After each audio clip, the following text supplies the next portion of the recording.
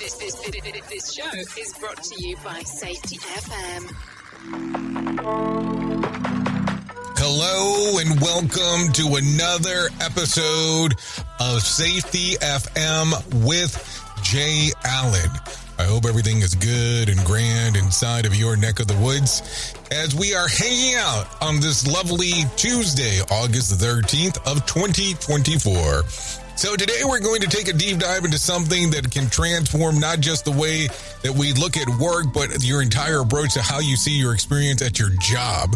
We're talking about simple revolutionary acts inspired by the work of Dr. Todd Conklin. If you've ever found yourself just going through the motions at work, feeling like every day is just a repeat of the last, well, then today is an episode for you. And the reason we've decided to do this is because recently we released some elements of some of the simple revolutionary acts aspect, and people really seem to enjoy it. So the idea behind this is simple. Simple revolutionary acts is that small, intentional changes that can be a big impact inside of your workplace. Whether it's how you think, on how you interact with others, or what you do on a daily basis, these acts can create a ripple effect that revitalizes not just your work, but also possibly your life, but also work lives and those around you. So let's break it down into three main sections. Revolutionary, the way that we think and feel about the work, revolutionizing how you interact with others, and revolutionizing what you do. Along the way, I'll share some practical tips with you, some real life examples, and maybe even a few stories from my own experiences. So sit back, grab your favorite beverage, preferably a coffee or a tea or something, settle in, and let's start this conversation with some revolutionary acts just for you. So let's take a look real quick and let's get into this first segment or first section to talk about. If we're going to put a title on it, let's call it Revolutionizing the Way You Think and Feel About Work. So let's kick things off by talking about mindset, because I think that this is going to be a very important aspect on what we're going to talk about. How we think and feel about work sets the stage for everything else. I mean, and this is a very crucial part about it. It's almost kind of like manifesting what's going to happen into some kind of a strange way. Dr. Conklin inside of this book starts with the idea that we should always choose the positive solution. This isn't just about being, blindly optimistic, but rather about making a conscious choice to focus on solutions rather than problems. I know, a little bit easier said than done, but bear with me. Imagine you're in a meeting and two opinions are at the table. One is safe, predictable, and frankly, kind of boring. The other is more challenging, but could lead to something great. The revolutionary act here is to lean into the positive potential of more challenging option. Even if it doesn't work out perfectly, you've set the tone for forward movement. And I know most of the times we want to go with something a little bit more comfortable, a little bit more, predictable, if one may say. So now let's talk about the act of kindness. Dr. Conklin suggests that being, kind might be the most revolutionary act of all. It sounds simple, but think about it. How often do we really practice kindness at work? I know, I'll hold on for a moment because it might take a moment just to think about that. Here we go. Yeah, that's what I thought too. What would happen if, for just one day, you made it a mission to build the self-esteem of every person you encounter? Yeah, I did say that. The self-esteem of every person you encounter. Maybe it's a compliment here, a thank you there, or just a few extra moments to really listen to someone. Not that whole thing where you're listening to wait to talk, but you're really listening to what they have.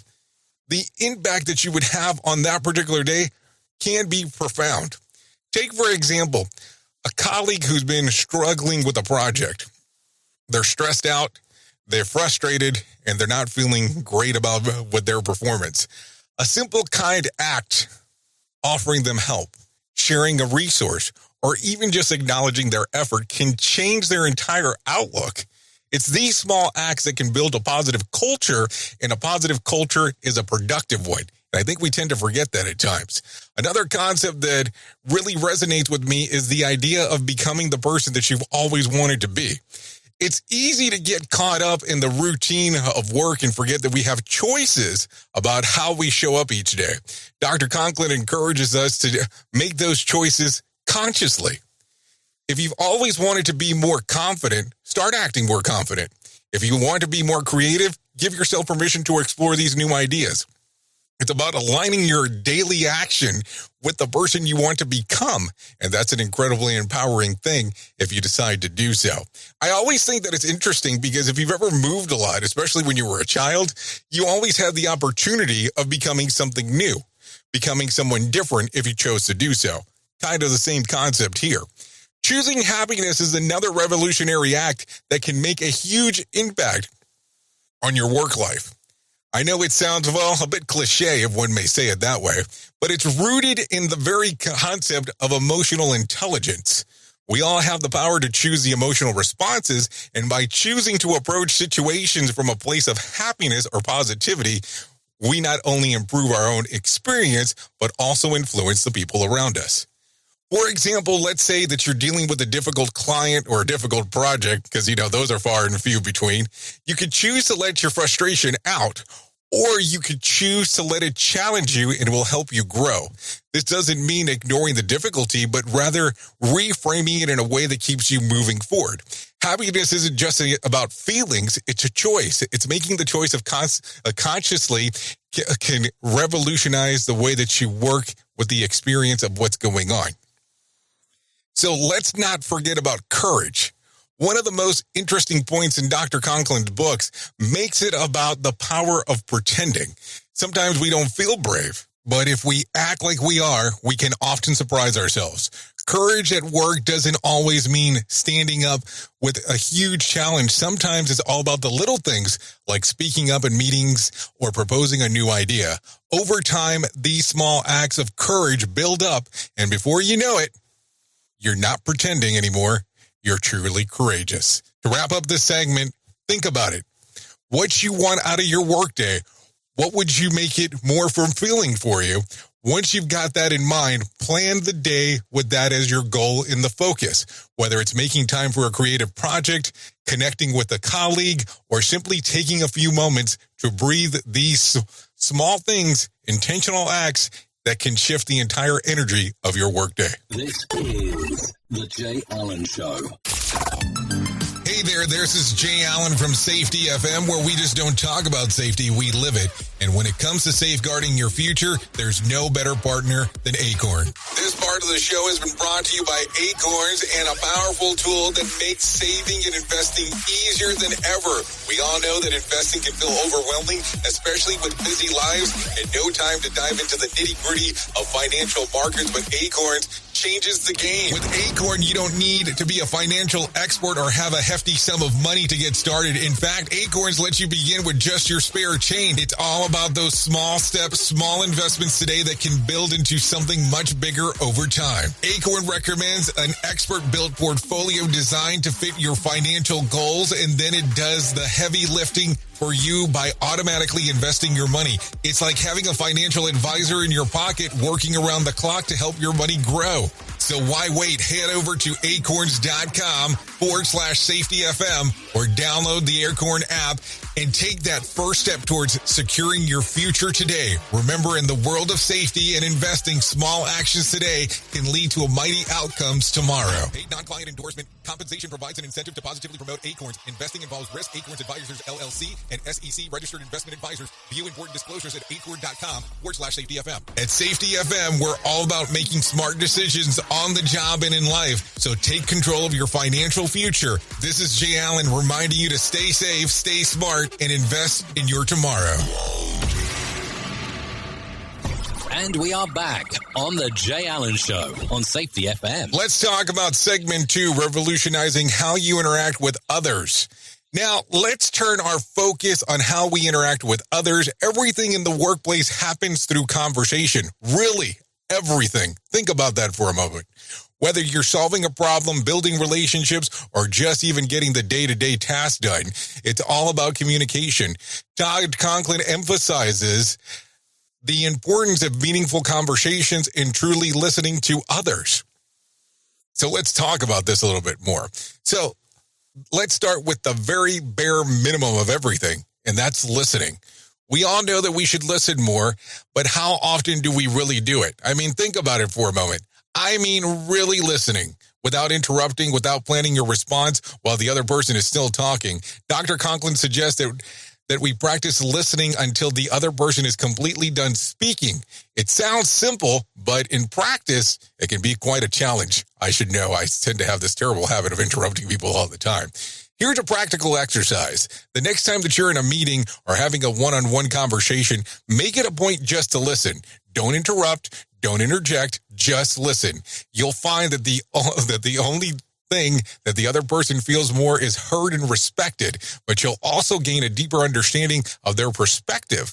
This kind of listening can diffuse tensions and build stronger relationships that can lead to more effective problem solving.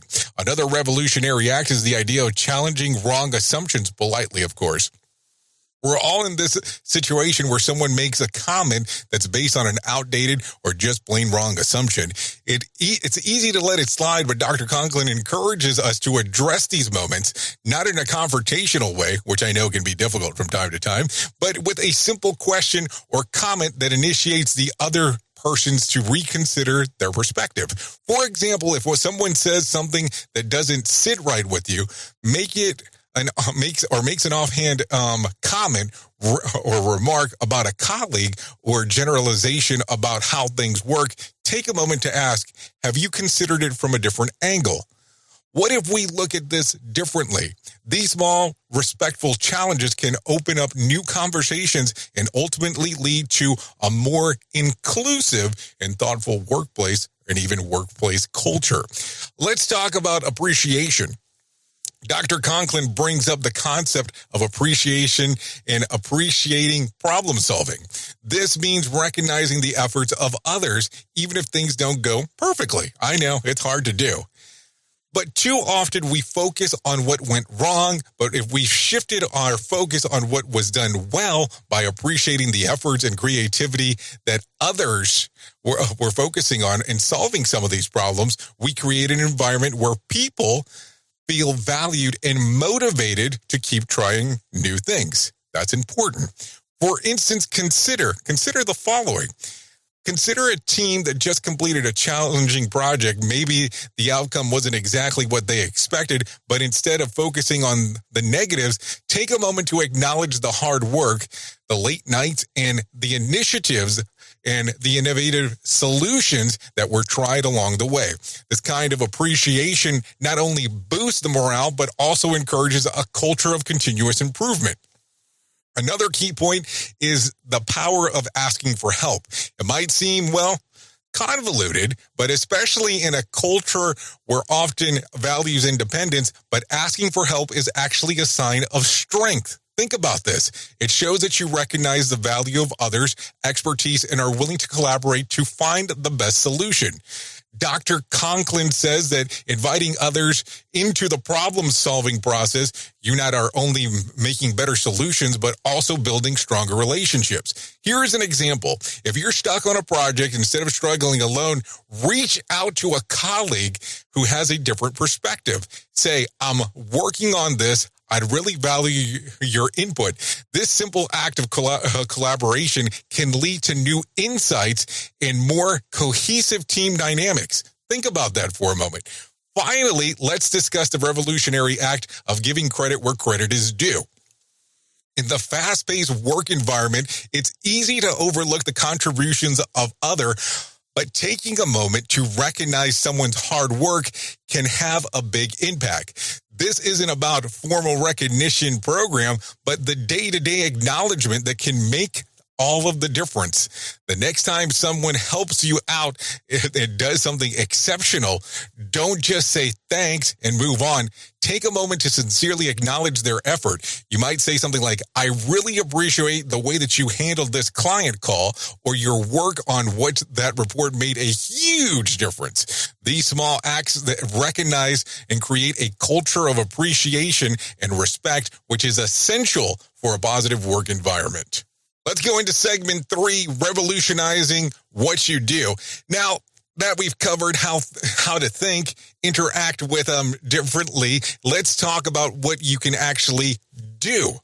Dr. Conklin suggests a variety of simple acts that can shake up your routine and bring new energy to your workplace. One of the first acts is boldly to try new ideas, methods, or things. This is about getting out of your comfort zone. Maybe there's a new process that you've been thinking about implementing or different ways of tackling a problem. The revolutionary act here is just to go for it. What's the worst that could happen? It doesn't work. You gain valuable insight. If it does work, you've made a significant improvement on what was going on. That's the way to think about some of this stuff. Think about the last time you tried something new at work. How did it feel? Was it scary? Was it exciting? A bit of both? Well, that's normal. The key is to embrace the feeling and use it to fuel your creativity.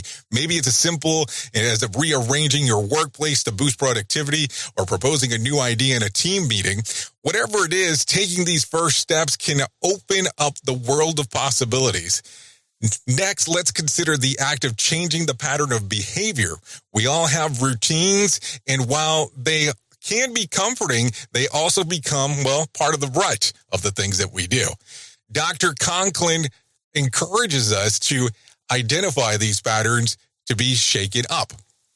This doesn't mean you have to overhaul your entire day, but small changes can make a big difference. For example, if you always start your day by checking your email, try it with a creative task instead. If you usually take some route to work, find a different way that gives you a new perspective. These small changes can break the monotony and help you see things in a new light. Another powerful act to work and dance like nobody's watching. I know that could be a little bit dangerous, but think about it for a moment. This is one that brings joy and authenticity to your work. Too often, we're focused on being professional that we forget to have fun. But when we allow ourselves to enjoy what we're doing, the energy spreads to those around us. Think about that. Think about it. When was the last time that you really had fun at work? Maybe it was a team building exercise, spontaneous celebration, or just a moment of shared laughter. These are not just nice to have. They're essential for creating a positive and productive work environment. So don't be afraid to lose a little. Loosen it up, if you know what I'm saying. Sing along with your favorite song, crack a joke, do a little dance. No one's looking anyways. And it's these moments of joy that make work more than just a job. Lastly, let's talk about the act of managing your boss aggressively. Yes, you did hear me correctly there. Managing your boss aggressively. This doesn't mean being confrontational, but rather taking an active role in shaping how you manage the person. Dr. Conklin suggests that we have more control over this than what you might think. By getting clear expectations, communicating openly, and providing feedback, you can create a working relationship that benefits you and your boss. Take a listen to this. For example, if you find your boss tends to micromanage, try having a conversation about how you work best. Maybe you need more autonomy or prefer regular check-ins rather than constant oversight. By being proactive, you can create more effective and less stressful work environment. Think about that. It can change everything for you. So what else can I tell you? So there you have it. An exploration of the simple revolutionary acts and that can transform your workplace. We've covered how to revolutionize the way you think, the way that you interact with others, and the way that you approach your daily task. Each of these acts, though simple, has a potential to create a significant change, not just for everyone, but everyone around you and yourself. As we wrap up, I encourage you to choose one of these acts to put into practice this week. Start small. Don't do anything crazy. Maybe it's choosing to be more positive in your daily interactions or trying out a new idea to work or even a new idea at work. Whatever it is, remember that these small intentional changes can have a ripple effect that leads to a more fulfilling and dynamic work experience. Thank Thanks for joining me today on Safety FM with Jay Allen. If you found this episode helpful, don't forget to share it and tell your colleagues and friends about it. As always, I have been your safety manager and host, Jay Allen. And until next time, be safe.